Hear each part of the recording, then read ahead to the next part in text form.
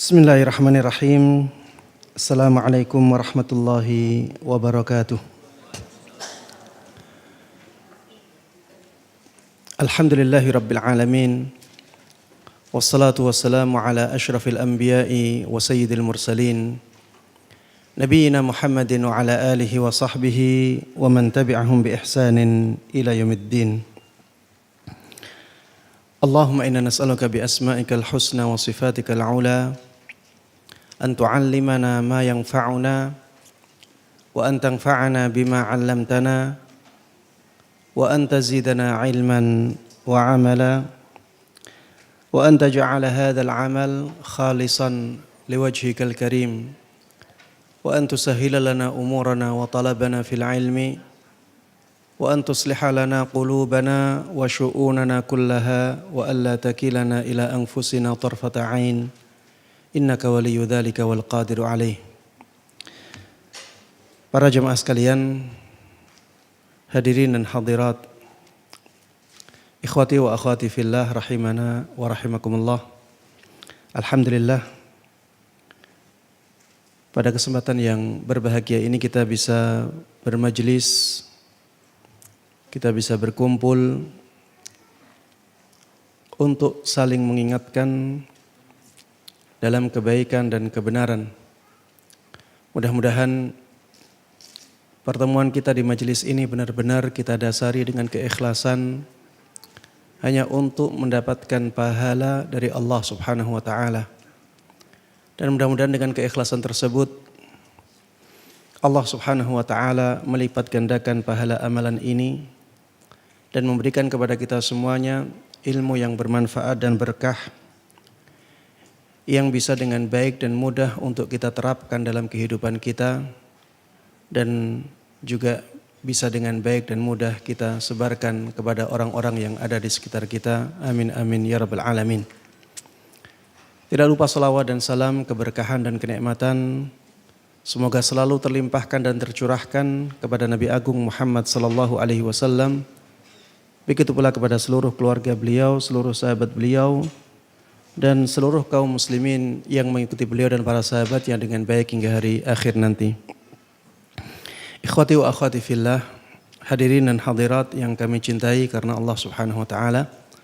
Pada kesempatan kali ini kita akan membahas tentang pasal yang ke-13 yang diberi judul Al-Qadaru Bainal Ifrati wat Tafrid. Di sini disebutkan takdir Allah. Judul sebenarnya adalah takdir Allah antara ekstrim kanan dan ekstrim kiri. Al-Qadaru Bainal Ifrati wat Tafrid. Pembahasan tentang takdir antara ekstrim kanan dengan ekstrim kiri.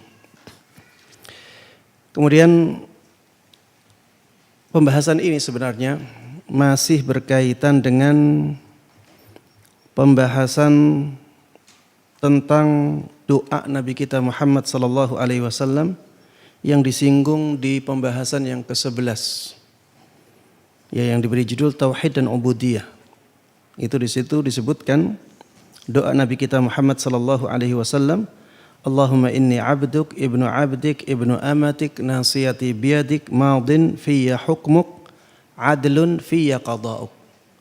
Sebenarnya yang pasal 13 ini hanya berkaitan dengan doa beliau madin fiyya hukmuk adlun fiyya qada'uk. Ini dijabarkan artinya oleh Ibnu Qayyim rahimahullahu ta'ala dengan penjabaran yang luas. Penjabarannya di pasal yang ke-13 ini. Tentang takdir Allah Subhanahu wa ta'ala antara ekstrim kanan dengan ekstrim kiri. Kemudian sebelum kita masuk dalam pembahasan ini, ya, di terjemahan yang kita jadikan sebagai rujukan, di terjemahan itu disebutkan qada, ya, diterjemahkan di situ dengan takdir. Qada diterjemahkan di situ takdir. Padahal Yang dimaksud oleh Ibnul Qayyim itu qada, bukan takdir. Ustadz, apa beda? Apa ada bedanya antara qada dengan takdir? Dalam konteks ini Ibnul Qayyim rahimahullahu ta'ala membedakan.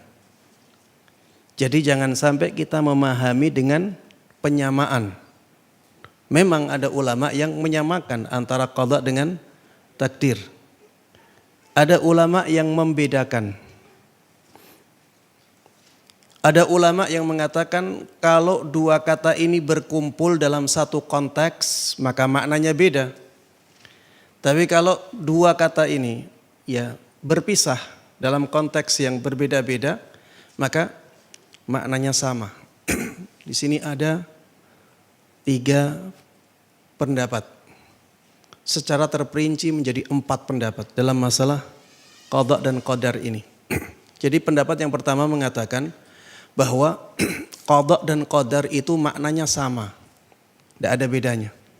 Yaitu ketentuan Allah Subhanahu wa taala yang ditulis di Al-Lauhul Mahfuz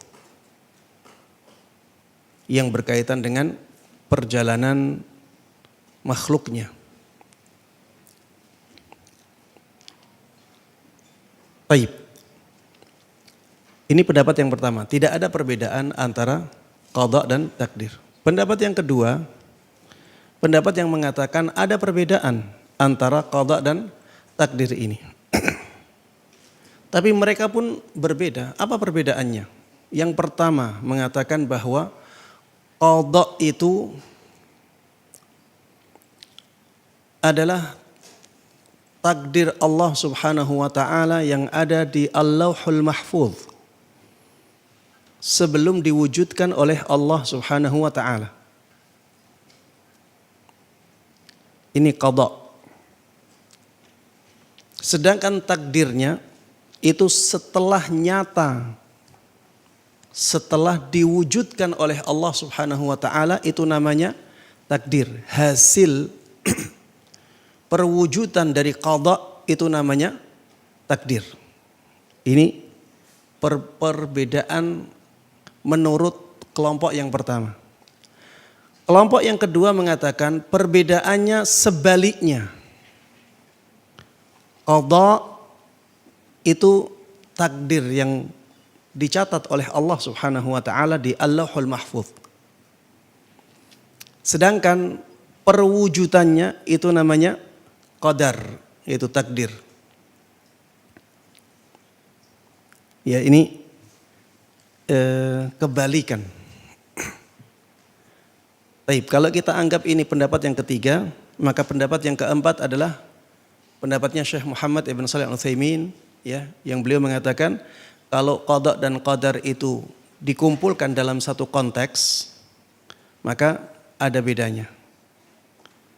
Kalau dipisah, ya, disebutkan qadar, tidak disebutkan qada, atau disebutkan qada, tidak disebutkan qadar, maka dua-duanya maknanya sama. Dua-duanya maknanya sama. Ini ya 3 pendapat atau 4 pendapat dalam masalah ini. Ibnu Qayyim rahimahullahu ta'ala memilih dalam konteks ini, ya, beliau memilih pendapat yang mengatakan bahwa qadar atau takdir itu catatan yang ada di Al-Lauhul Mahfuz itu. Sedangkan qadanya itu perwujudannya. Ketika Allah Subhanahu wa taala wujudkan, maka itulah yang disebut sebagai qada. Ini yang dipilih oleh Ibnu Qayyim rahimahullahu ta'ala. Sehingga ketika kita memahami perkataan beliau, kita harus memahami sebagaimana yang beliau fahami. Ya. Kita jangan memahami pemahaman kita. Qada itu sama dengan qadar, tidak. Ya, jadi penerjemahan ini harus diluruskan, ya. Di sini disebutkan hukum dan qada, kemudian dalam kurung takdir. Ini tidak demikian, ya. Beliau membedakan di sini.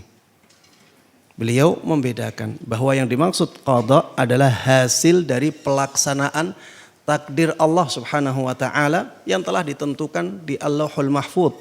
50.000 tahun sebelum penciptaan langit dan bumi. Hasil pelaksanaan takdir itulah yang dinamakan qada oleh Ibnul Qayyim rahimahullahu ta'ala. Karena di dalam doanya dikatakan adlun fiyya qada'uk. Adlun fiyya qada'uk. Bahwa qada'mu terhadapku adalah keadilan. Apapun keadaanku. Qada'mu kepadaku atau terhadapku adalah keadilan. Apapun keadaanku. Qada di sini adalah hasil pelaksanaan dari takdirnya Allah Subhanahu wa ta'ala. Ketika takdir itu diwujudkan oleh Allah Subhanahu wa ta'ala, maka perwujudan dari takdir itu dinamakan apa? Qada. Ya. Bisa difahami ya ibu-ibu ya? Ibu-ibunya bingung. Masih bingung ibu-ibu? Diulangi lagi. Taib, saya ulangi lagi ya. Jadi ada istilah qada dan qadar. Ada istilah apa? Qada dan qadar. Al-qada wal qadar. Jadi dua istilah ini apakah maknanya sama ataukah maknanya berbeda? Para ulama berbeda pendapat. Ada yang mengatakan qada dan qadar itu sama.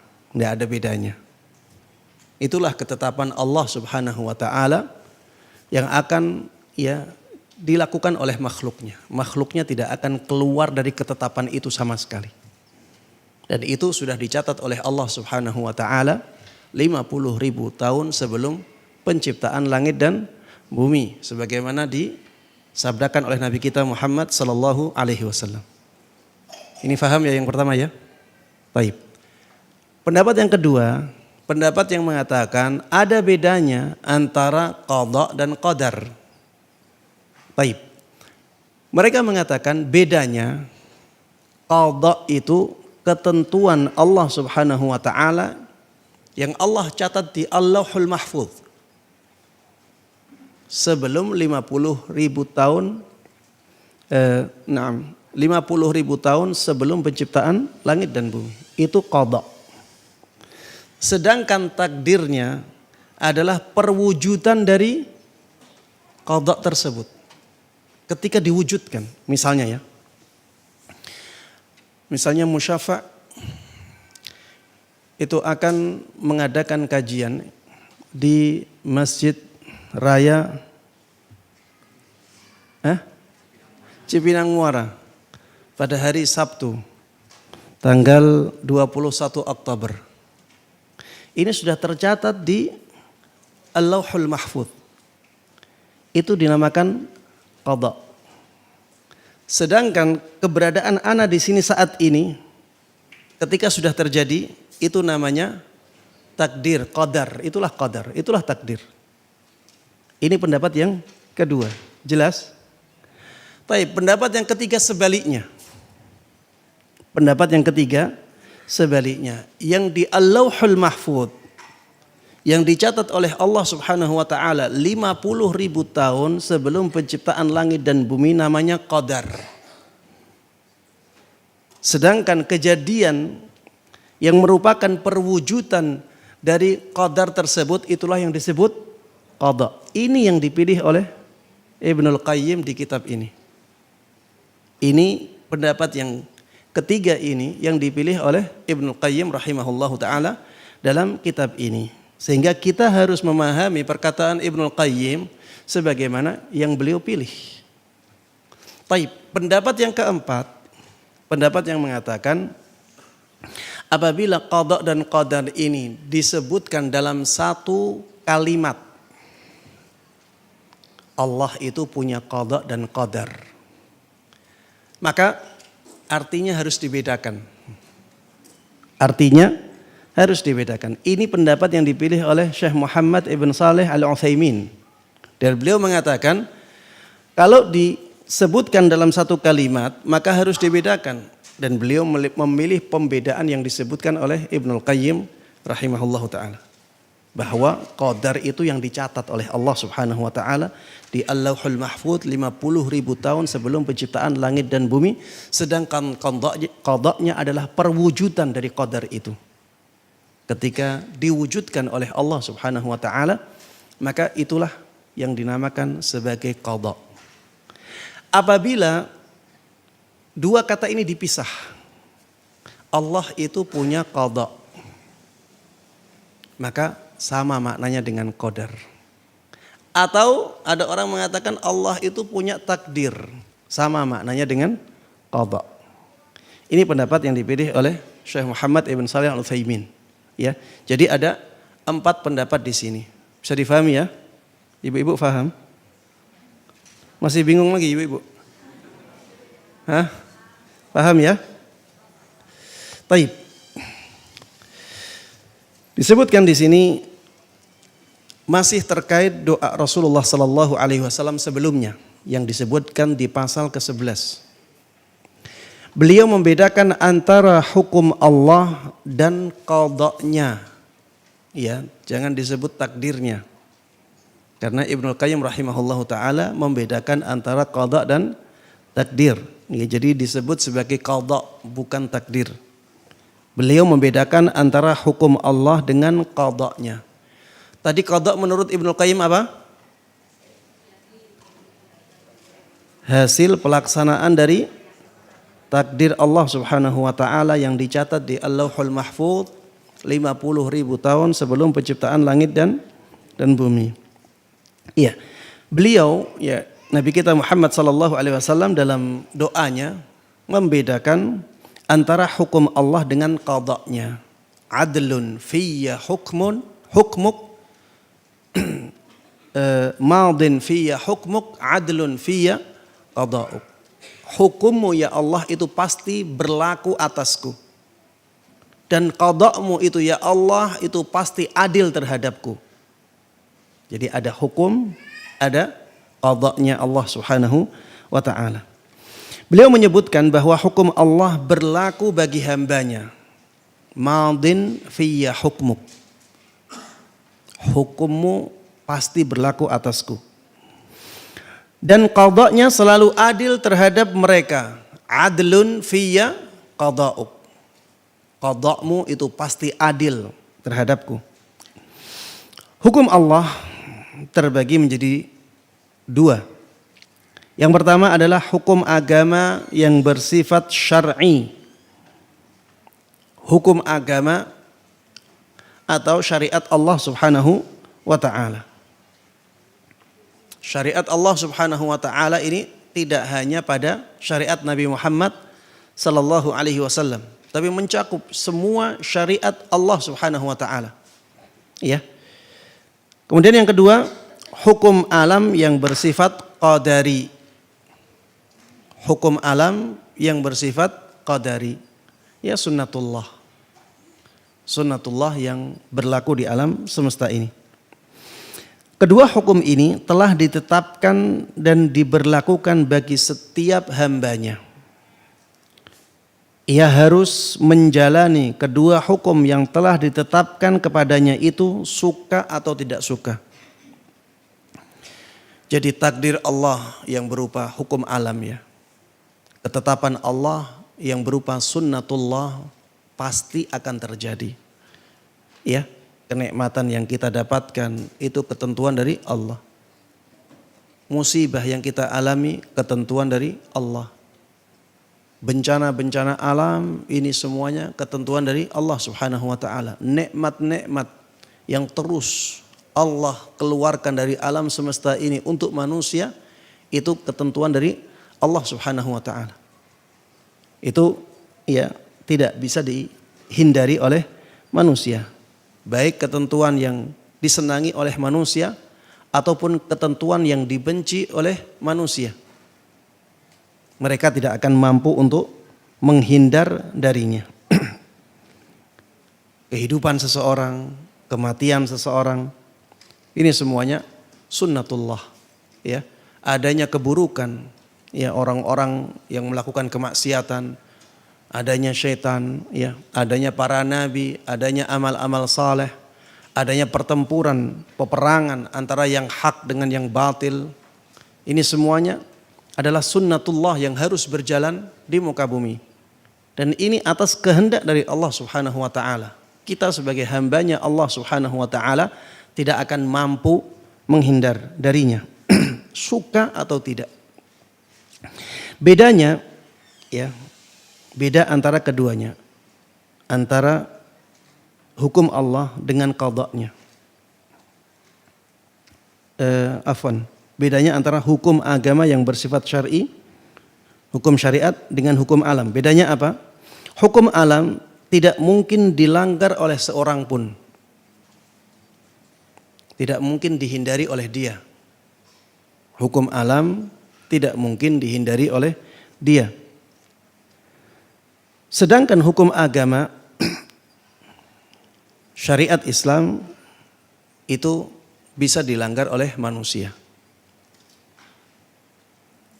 Banyak manusia yang tidak menerapkan syariat Islam. Padahal Allah mewajibkan mereka untuk menerapkan syariat Islam.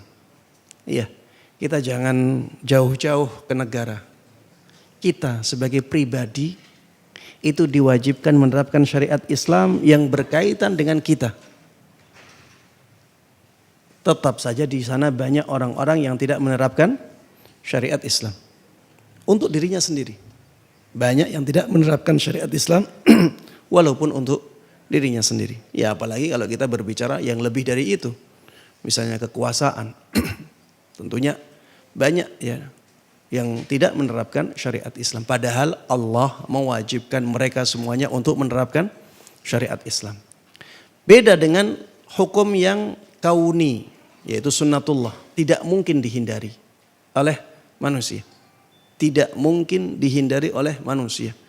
Walaupun manusia berusaha agar tidak terjadi bencana di muka bumi, ketika Allah berkehendak maka terjadi bencana itu. Apapun yang dilakukan oleh manusia. Kalau Allah Subhanahu wa taala menghendaki terjadi bencana, terjadi bencana. Coba bayangkan dulu ya di waktu pandemi. Itu kita bisa melihat betapa kuatnya usaha manusia agar virus tersebut tidak menyebar. Usaha apapun dilakukan. Tapi ketika Allah Subhanahu wa taala berkehendak untuk menyebar ke seluruh dunia, yang terjadi itu. Tidak ada yang menginginkan itu. Betapa banyak orang yang gulung tikar. Betapa banyak bisnis-bisnis besar yang runtuh karena pandemi tersebut. Bahkan masih dirasakan efeknya sampai saat ini. Musibah pandemi itu masih dirasakan efeknya sampai saat ini. Ini semua ya tidak keluar dari keinginan atau kehendak Allah Subhanahu wa taala. Allah menghendaki itu terjadi. Ya, itulah sunnatullah ya. Itulah hukum kauni. Hukum yang harus berjalan di muka bumi. Berbeda dengan hukum syar'i. Kalau hukum syar'i ya manusia bisa saja menghindar darinya, maksudnya melanggarnya, tidak melakukannya. Kalau hukum kauni tidak bisa ditinggalkan oleh manusia. Baik. Kemudian disebutkan di sini mengingat takdir, ya ini bukan takdir ya, qadha. Mengingat qadha itu merupakan kesudahan dari suatu ketetapan takdir. Ini yang benar seperti ini. Mengingat qadha itu merupakan kesudahan dari suatu ketetapan takdir dan ia baru ada setelah ketetapan takdir itu berlaku dan terlaksana, maka beliau Nabi kita Muhammad sallallahu alaihi wasallam mengucapkan di dalam doanya, adlun fiyya qada'uk. Qada'mu pasti adil terhadapku. Qada'mu terhadapku pasti keadilan. Karena yang dimaksud dengan qadha itu adalah hasil pelaksanaan dari takdir Allah Subhanahu wa taala. Makanya Rasulullah mengatakan adlun fiyya qada'uk. Qada'mu terhadapku pasti adil. Maksud pernyataan ini ialah bahwa hukum yang telah engkau sempurnakan. Hukum di sini maksudnya ketetapan ya. Maksud dari pernyataan ini adalah bahwa ketetapan yang telah engkau sempurnakan dan engkau berlakukan kepada hambamu merupakan bentuk keadilanmu terhadap dirinya. Ya, dengan seperti ini ya kita bisa faham ya. Tapi kalau ini dimaknai takdir, dimaknai yang tidak diinginkan oleh Ibnu Qayyim, maka jadinya nggak nyambung. Ya, maksud adlun fiyya qada'uk adalah bahwa hukum yang telah engkau sempurnakan dan engkau berlakukan kepada hambamu merupakan bentuk keadilanmu terhadap dirinya. Adapun pengertian hukum, maka ia adalah sesuatu yang ditetapkan Allah. Hukum maksudnya ketetapan Allah Subhanahu wa taala. Dalam doa beliau, madin fiyya hukmuk. Ketetapanmu atasku itu pasti berlaku. Tidak bisa ditinggalkan. Adapun pengertian hukum, maka ia adalah sesuatu yang ditetapkan Allah Subhanahu wa taala. Mungkin dia berlakukan, mungkin juga tidak dia berlakukan. Mungkin Allah berlakukan, ya bisa jadi Allah ya jalankan, bisa jadi Allah tidak jalankan. Apabila hukum tersebut bersifat syar'i, berupa syariat-syariat Islam, maka ia berlaku pada diri setiap hamba. Jadi syariat Islam itu harus diterapkan oleh setiap hamba Allah Subhanahu wa taala. Namun apabila hukum tersebut bersifat qadari, ya, sunnatullah, maka ia hanya berlaku jika Allah mewujudkannya. Sehingga jika dia tidak berlaku, ya, tetapi ia tidak berlaku jika Allah tidak mewujudkannya. Maksudnya jika Allah tidak mewujudkannya, maka ia tidak berlaku. Taib. Hanya Allah yang mampu mewujudkan semua yang telah Dia tetapkan. Hanya Allah yang mampu mewujudkan semua yang telah Dia tetapkan. Adapun makhluknya, bisa jadi dia menetapkan dan menginginkan sesuatu, tapi tidak kuasa untuk mewujudkannya. Adapun makhluknya, maka bisa jadi dia menetapkan dan menginginkan sesuatu, tapi tidak kuasa untuk mewujudkannya. Ya seperti yang kita alami dalam kehidupan kita. Seringkali kita merencanakan sesuatu, kelihatannya mudah, tapi ternyata tidak mudah. Bahkan ternyata bisa jadi kita gagal.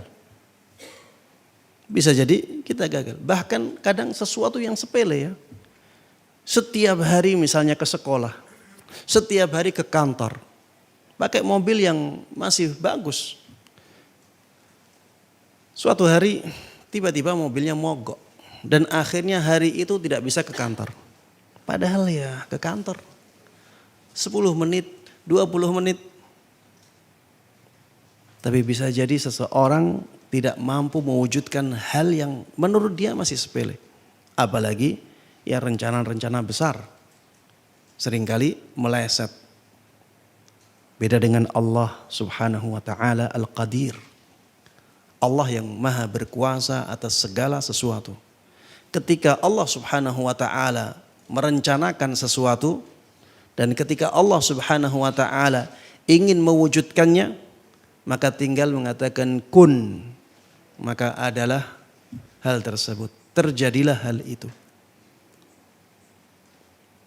Dan ini hanya ada pada Allah Subhanahu wa taala yang maha berkuasa atas segala sesuatu. Jadi Allah sajalah yang bisa menetapkan suatu ketentuan dan memberlakukannya terhadap makhluknya, dan hanya Dialah yang berkuasa atas keduanya. Hanya Dialah yang berkuasa atas keduanya. Doa Rasulullah sallallahu alaihi wasallam ini yaitu madin fiyya hukmuk, adlun fiyya qada'uk. Ya, di sini adlun fiyya qada'uk. Doa Rasulullah ini yaitu adlun fiyya qada'uk, qada'mu terhadapku adalah keadilan. Qada'mu terhadapku adalah bentuk keadilanmu. Qada' tadi apa ibu-ibu?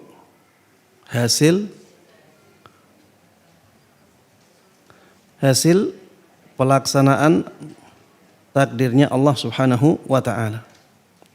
Qada'mu terhadapku adalah keadilan. Ini mencakup semua hal yang terkait dengan hamba. Di sini disebutkan adlun fiyya qada'uk.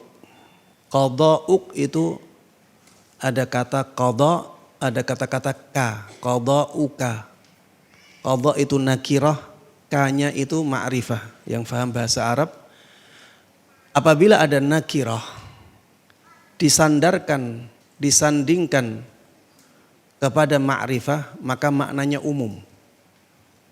Maknanya menjadi umum. Semua qada'mu itu adalah keadilan. Adlun fiyya qada'uk artinya jadi seperti ini. Semua qada'mu terhadapku adalah keadilan. Apapun bentuk qada'mu itu. Makanya di sini disebutkan baik dalam sehat dan sakitnya. Ketika Allah Subhanahu wa ta'ala mentakdirkan kita sakit dan akhirnya mewujudkan sakit itu pada kita, itu keadilan dari Allah Subhanahu wa ta'ala. Mungkin karena kita tidak memperhatikan kesehatan, akhirnya kita jatuh sakit. Mungkin kita terlalu memforsir tubuh kita, akhirnya kita jatuh sakit. Ketika Allah Subhanahu wa ta'ala mewujudkan takdir sehatnya kita, itu pun keadilan dari Allah Subhanahu wa ta'ala. Mungkin karena kita memperhatikan kesehatan kita. Kita tidak terlalu memforsir, kita makan makanan yang menyehatkan. Akhirnya Allah kasih kita kesehatan. Ya, itu keadilan dari Allah Subhanahu wa ta'ala. Dalam kaya dan miskinnya. Orang ini dijadikan miskin oleh Allah itu karena keadilan dari Allah Subhanahu wa ta'ala. Orang ini dijadikan kaya oleh Allah Subhanahu wa ta'ala itu juga bentuk keadilan Allah Subhanahu wa ta'ala. Dalam kebahagiaan dan kesedihannya. Ada orang yang dijadikan sedih oleh Allah Subhanahu wa ta'ala. Ada orang yang dijadikan ya senang oleh Allah Subhanahu wa ta'ala. Ya seperti misalnya ya, kita alhamdulillah di Indonesia sekarang keadaan masih tenang, ya kita bahagia bersama keluarga. Ya ini keadilan, bentuk keadilan dari Allah Subhanahu wa ta'ala. Sedangkan teman-teman kita, saudara-saudara kita di Palestina, banyak dari mereka yang dalam kesusahan. Itu pun adalah bentuk keadilan dari Allah Subhanahu wa ta'ala. Bisa jadi mereka melakukan sesuatu yang akhirnya menjadikan mereka mendapatkan hukuman tersebut. Mendapatkan musibah itu. Itu keadilan dari Allah Subhanahu wa ta'ala. Dan kita tidak boleh menyangsikan keadilan Allah Subhanahu wa ta'ala. Baik, dalam hidup dan matinya. Ada orang yang dihidupkan oleh Allah, ya, lahir itu atas keadilan Allah Subhanahu wa ta'ala. Ada orang yang dijaga kehidupannya oleh Allah. Maka ini bentuk keadilan Allah Subhanahu wa ta'ala. Ada orang yang dimatikan oleh Allah, diwafatkan oleh Allah, dicabut nyawanya oleh Allah Subhanahu wa ta'ala. Itu bentuk keadilan Allah Subhanahu wa ta'ala terhadap makhluknya. Dalam hukuman dan ampunan baginya. Ya ada orang yang dihukum oleh Allah karena dosanya. Ini bentuk keadilan. Ada orang yang diampuni oleh Allah setelah dia melakukan taubat, melakukan istighfar. Sehingga tidak dihukum oleh Allah. Ini juga keadilan dari Allah Subhanahu wa ta'ala. Maupun dalam kondisi-kondisi yang lainnya. Itulah yang diisyaratkan melalui firman-Nya, "Wa ma asabakum min musibatin fabima kasabat aydikum." Musibah apapun yang menimpa kalian adalah disebabkan oleh perbuatan tangan kalian sendiri. Jadi Allah adil. Allah kasih musibah itu karena mereka salah. Inilah keadilan yang diisyaratkan oleh Allah Subhanahu wa ta'ala dalam ayat ini. Ada musibah itu karena salah kalian. Kalian yang melakukan kesalahan, makanya kalian pantas untuk diadili. dengan musibah. Begitu pula dalam firman-Nya, wa in tusibhum sayyi'atum bima qaddamat aydihim. Wa in tusibhum sayyi'atun bima qaddamat aydihim fa innal insana kafur. Jika mereka ditimpa kesusahan disebabkan perbuatan tangan mereka sendiri. Jadi kesusahan itu dikehendaki oleh Allah menimpa mereka karena mereka melakukan kesalahan. Wa in tusibhum sayyi'atun bima qaddamat aydihim, disebabkan perbuatan tangan mereka sendiri. Fa innal insana kafur, sungguh manusia itu adalah makhluk yang sangat ingkar kepada nikmat. Kesimpulannya, semua qada Allah yang berlaku pada hambanya merupakan bentuk keadilannya. Ya. Ketentuan di situ maksudnya adalah qada. Semua qada Allah yang berlaku pada hambanya merupakan bentuk keadilannya. Ya. Jadi perwujudan dari takdir Allah Subhanahu wa taala itu pasti keadilan, ya. Tidak mungkin ya bukan keadilan. Baik. Berikutnya ya Ibnu Qayyim rahimahullahu taala menjelaskan tentang aqwalut tawaif fil qadar. Pendapat-pendapat dari golongan-golongan yang menyimpang dalam masalah takdir. Ya, ini qadar. Kalau ini yang diinginkan oleh Ibnu Qayyim memang takdir, qadar. Jadi naskah aslinya mengatakan qadar. Dan beliau membedakan antara qada dan qadar. Ini takdir. Jadi takdir menurut beliau adalah ketentuan yang dicatat oleh Allah Subhanahu wa taala di Al-Lauhul Mahfuz 50.000 tahun sebelum penciptaan langit dan bumi. Inilah yang dimaksud dengan takdir oleh Ibnu Qayyim rahimahullahu taala. Baik. Fa in qila, apabila ada yang mengatakan fal ma'siyatu 'indakum biqada'ihi wa qadarihi, fama wajhul adli fi qada'iha. Al-maksiyah, kata ini, kalau ada orang yang mengatakan maksiat, menurut kalian wahai ahlus sunnah itu berdasarkan qada dan takdirnya Allah Subhanahu wa taala. Terus bagaimana Allah bisa dikatakan adil? Bagaimana Allah bisa dikatakan adil dalam ketetapannya, dalam qadanya? Karena keadilan dalam menghukum kemaksiatan menjadi samar. Maksudnya gimana? Kemaksiatan bukankah ditakdirkan oleh Allah? Jawabannya, iya. Kemudian Allah menghukum seseorang karena kemaksiatannya. Di mana letak keadilannya? Ini syubhat ya dari orang-orang yang menyimpang pemahamannya. Jadi mereka mengatakan, kata kalian wahai ahlus sunnah, maksiat itu ditakdirkan oleh Allah. Kemudian kalian katakan Allah adil dalam menghukum kemaksiatan itu, dalam menghukum pelaku maksiatnya. Ini gimana? Keadilannya di mana? Allah menjadikan mereka bermaksiat, kemudian Allah menghukum mereka. Di mana letak keadilannya?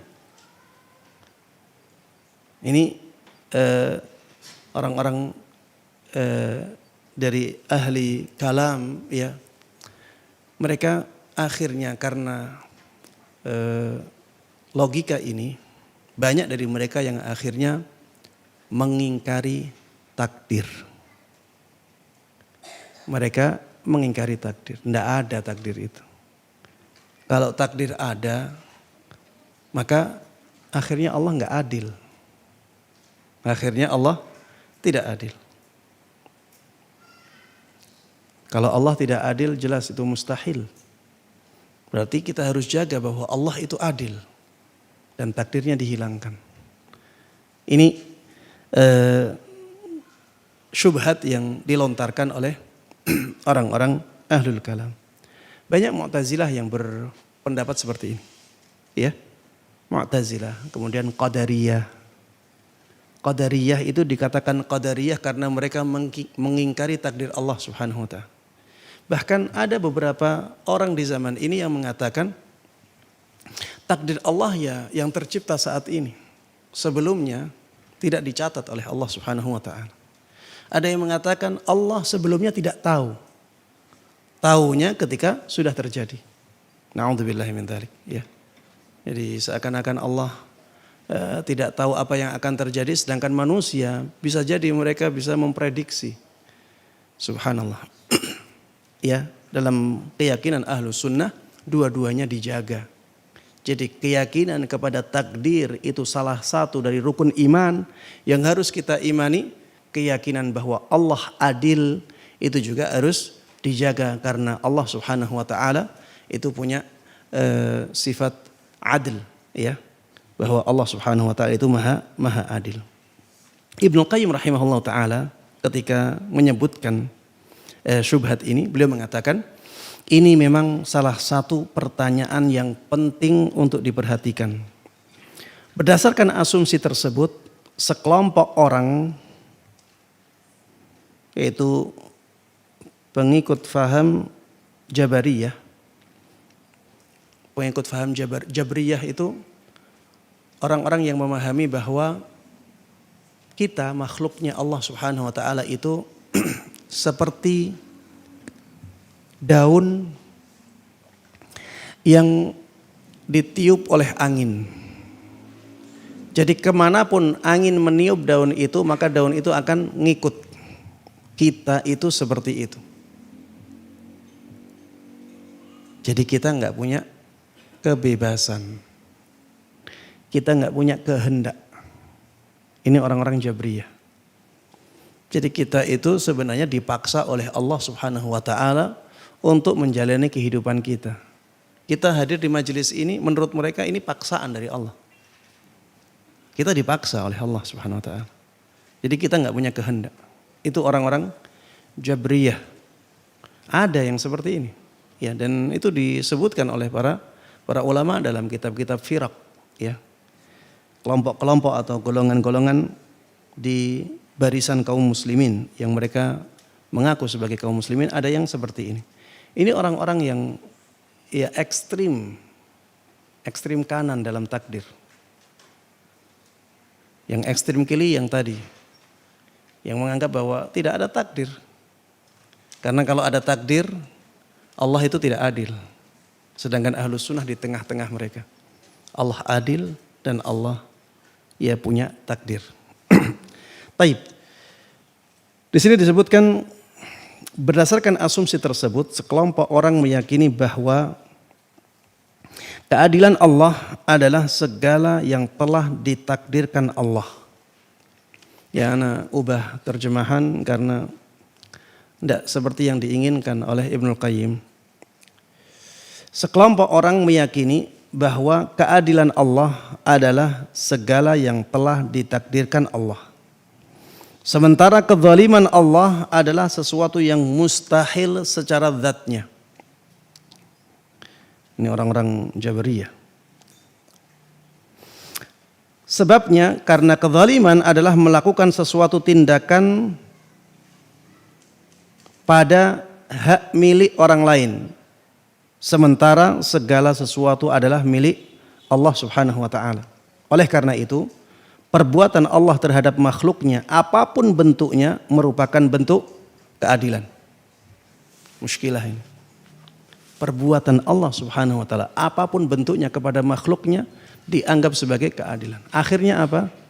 Mereka menganggap bahwa seandainya Allah itu menyiksa orang yang bertauhid, maka itu jadi keadilan. Seandainya Allah memasukkan surga orang yang melakukan kesyirikan, itu jadi keadilan. Karena apapun yang Allah lakukan itu keadilan. Ini berbahaya ya. Pemahaman yang seperti ini pemahaman yang berbahaya. Ini pemahamannya Jabriyah.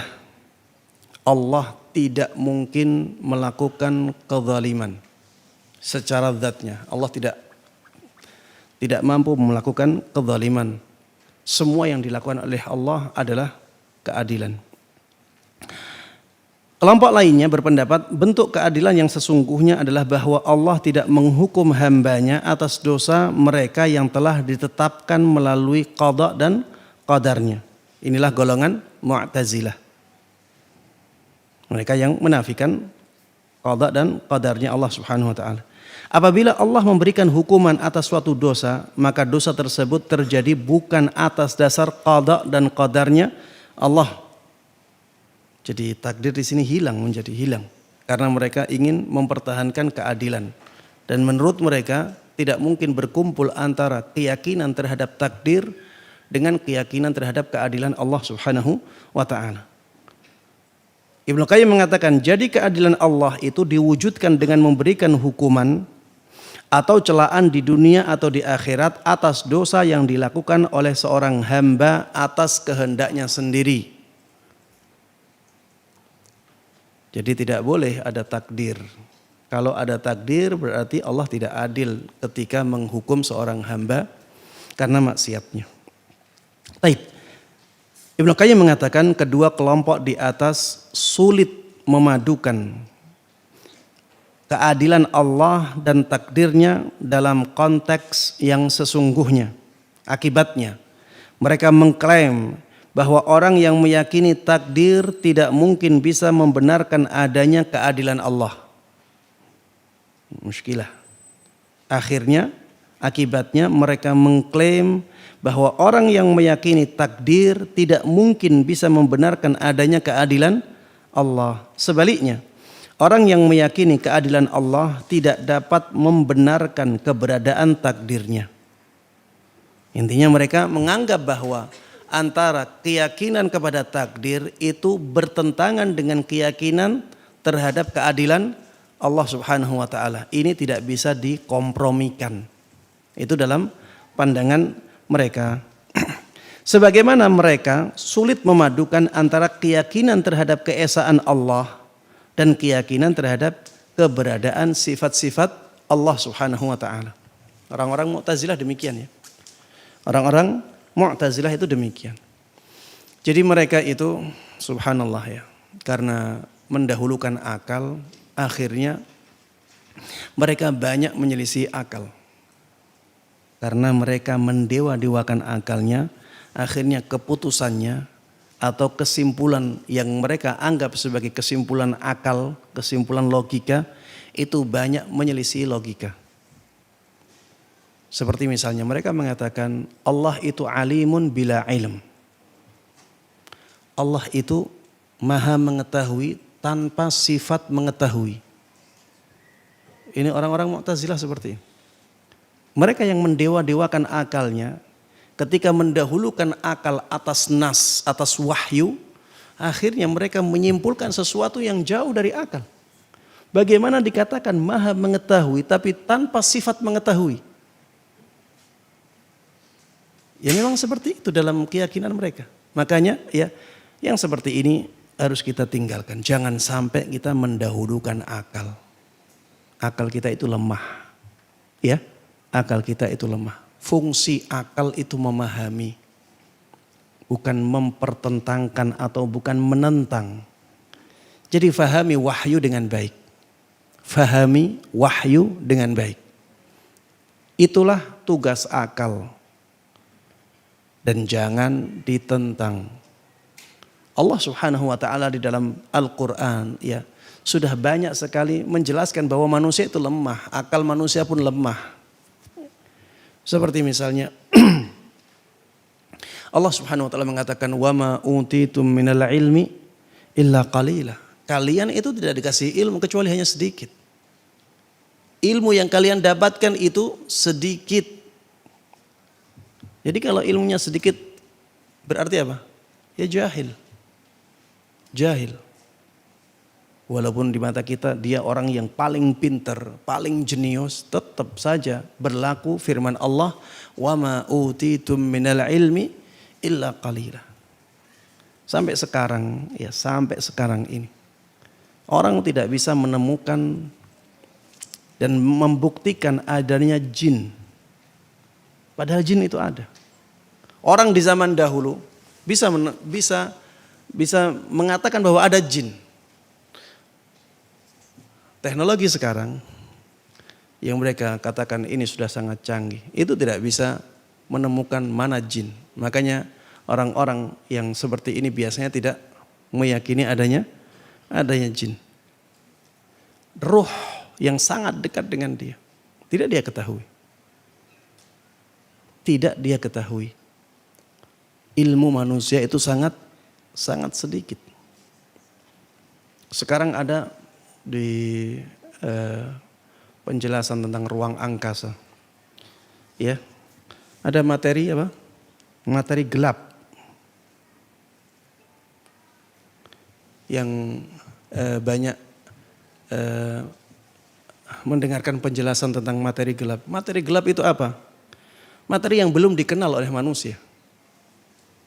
Materi yang belum dikenal oleh manusia. Dan itu lebih banyak daripada materi yang sudah dikenal oleh manusia. Bukan materi gelap itu bukan warna gelap, tidak ya. Materi gelap itu materi yang belum dikenal oleh manusia.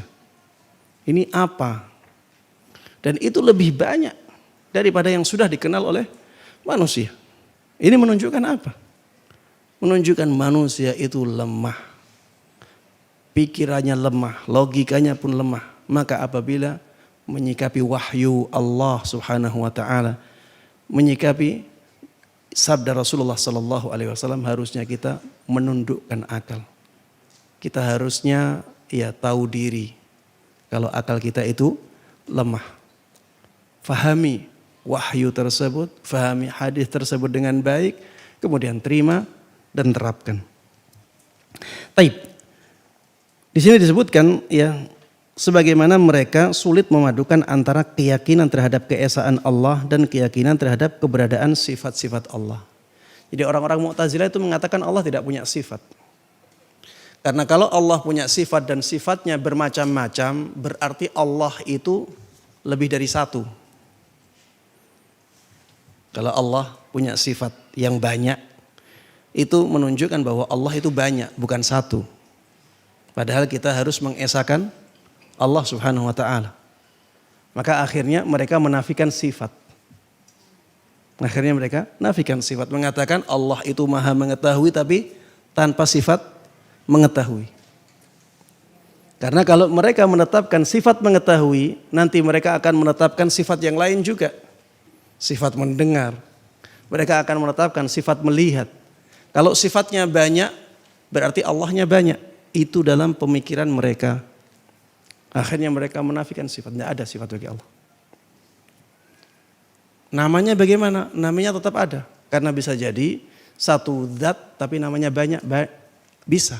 Masih masuk akal. Menurut mereka. Ya.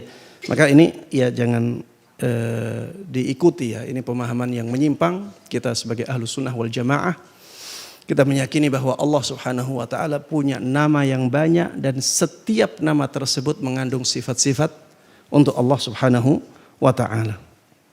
Kemudian Ibnu Qayyim rahimahullah taala mengatakan akibatnya tauhid mereka menjadi tauhid kelompok Mu'attilah. Mu'attilah itu kaum yang menafikan sifat-sifatnya Allah Subhanahu wa taala. Jadi tauhid itu dalam pandangan mereka harus menafikan sifat-sifat Allah. Karena mereka harus menjaga Allah itu esa. Dan keesaan ini tidak mungkin apabila Allah punya sifat banyak. Maka mereka mempertahankan keesaannya. Sifat-sifatnya dihilangkan. Ahlus sunnah tidak demikian.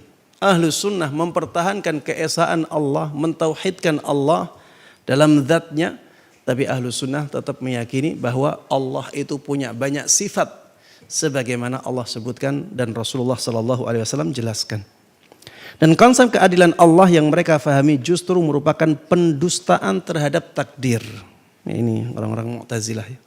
Karena mereka tidak bisa memadukan antara keyakinan kepada takdir dengan keyakinan kepada keadilan Allah Subhanahu wa taala. Kemudian Ibnu Qayyim rahimahullah ta'ala menjelaskan bagaimana pendapat ahlus sunnah wal jamaah dalam masalah takdir dan keadilan Allah. Beliau mengatakan, adapun ahlus sunnah wal jamaah, akidah kelompok ini menetapkan adanya keadilan Allah dan takdirnya.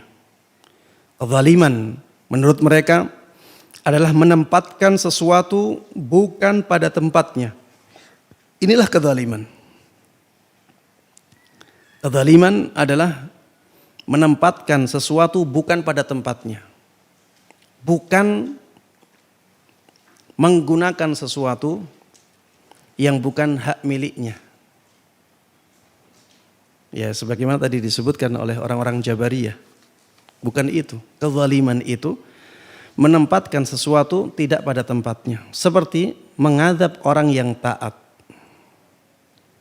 Mengadab orang yang taat dan tidak berdosa. Itu bentuk kezaliman karena tidak menempatkan sesuatu pada tempatnya. Keadilan adalah menempatkan sesuatu pada tempatnya. Dan Allah Maha Suci dari segala perbuatan zalim sebagaimana yang disebutkan pada banyak ayat di dalam kitabnya.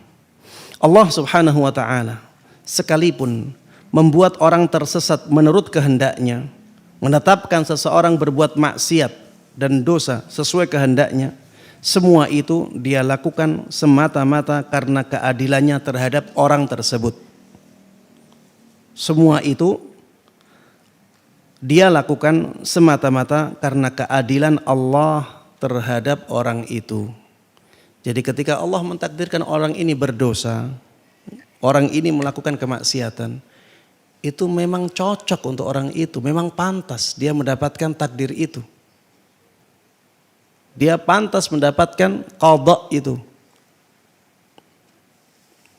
Mungkin karena dia selalu mengedepankan syahwatnya. Dia tidak ingat kepada Allah Subhanahu wa taala. Akhirnya dia terjatuh ke dalam kemaksiatan. Jatuhnya dia ke dalam kemaksiatan adalah bentuk keadilan Allah Subhanahu wa taala kepada dia. Baik. Sebab Allah telah menempatkan penyesatan dan penghinaan pada tempat yang seharusnya. Kenapa dia dihinakan? Ya karena perbuatan-perbuatan dia sebelumnya yang menjadikan dia pantas untuk diperlakukan Allah seperti itu. Bukankah di antara nama Allah adalah Al-Adil, yang Maha Adil, yang artinya segala perbuatan dan hukumnya adalah tepat, benar dan hak. Allah Subhanahu wa taala telah menjelaskan jalan-jalan yang terang. Ya, ini keadilan Allah. Kenapa Allah menjadikan dia dihukum? Allah sudah menjelaskan jalan-jalan yang terang. Allah sudah mengutus para rasul, menurunkan sejumlah kitab, menyingkirkan noda-noda kekufuran serta menganugerahkan pendengaran. Kita dikasih pendengaran, penglihatan, kita dikasih akal sebagai sarana untuk mendapatkan hidayah dan menjalankan ketaatan.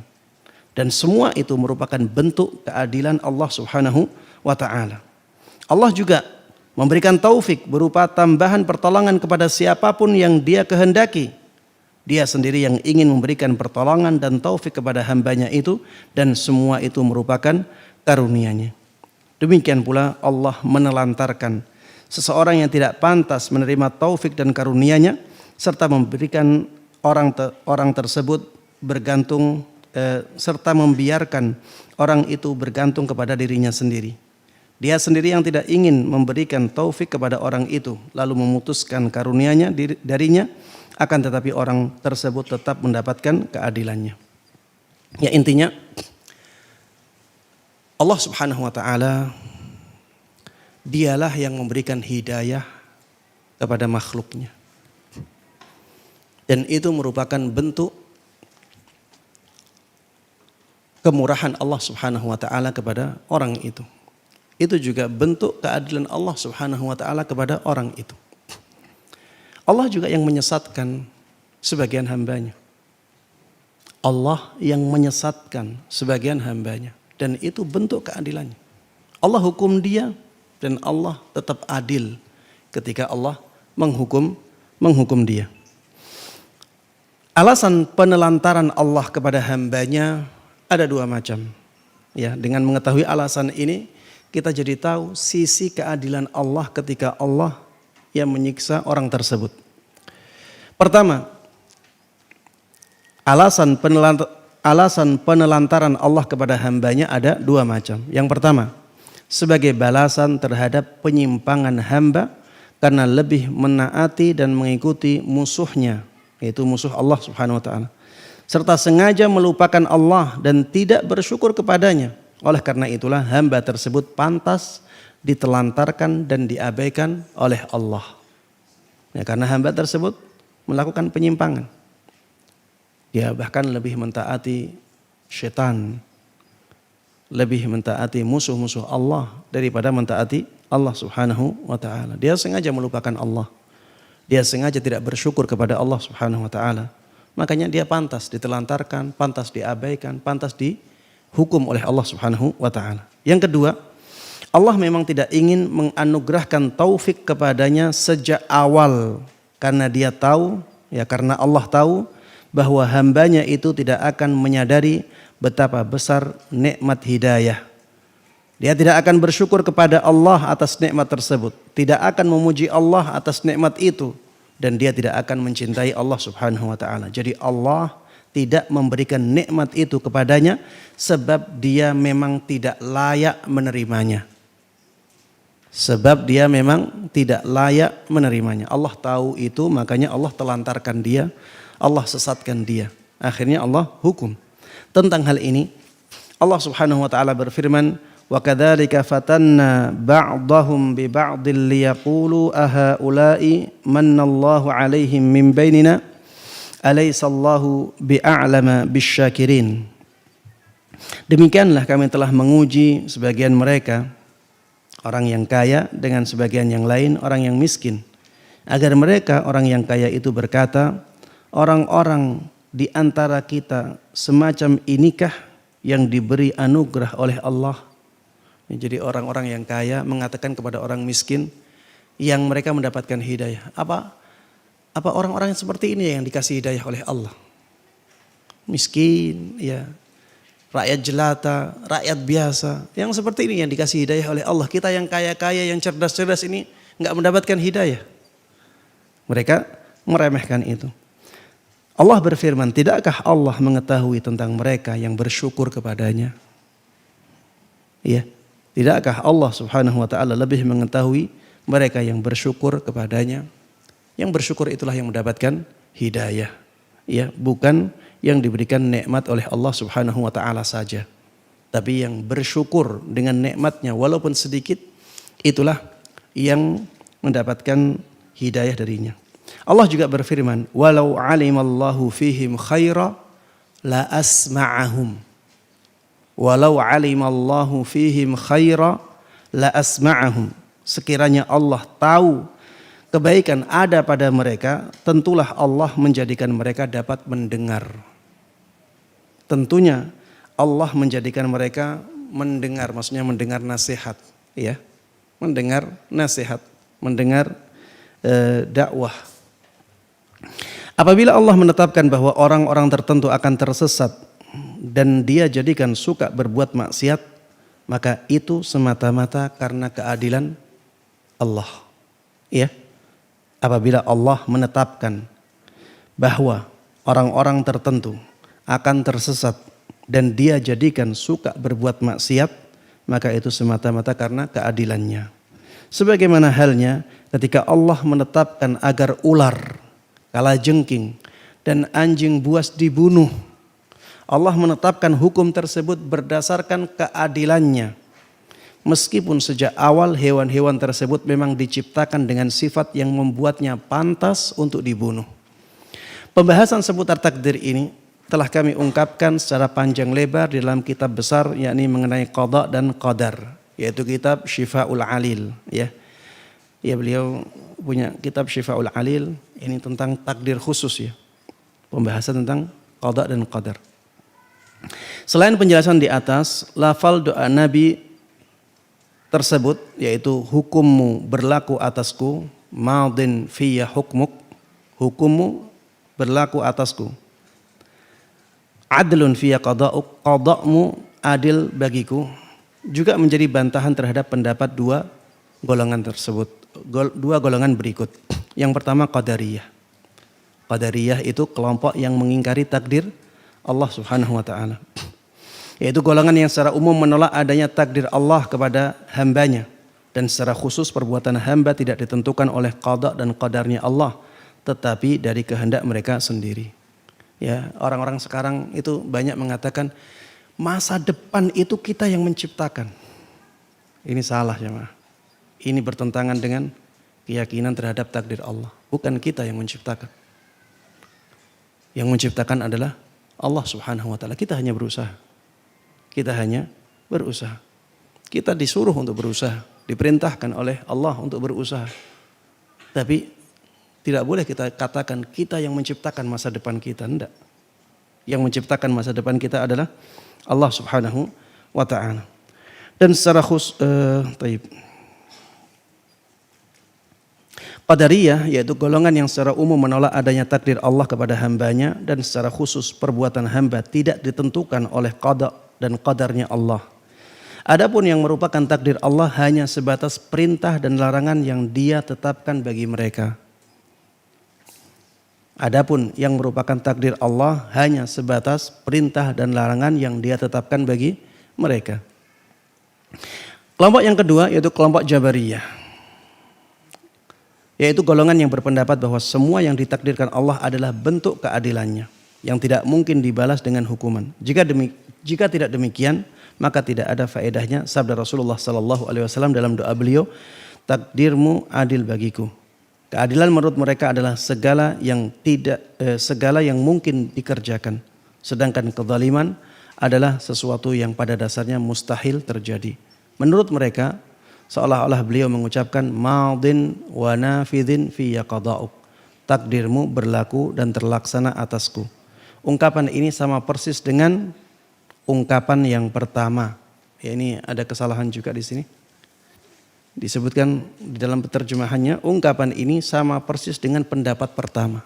Padahal maksudnya ungkapan ini sama persis dengan ungkapan yang pertama, yaitu madin fiyya hukmuk. Kan ada dua ya. Adlun fiyya qada'uk, madin fiyya hukmuk. Ya.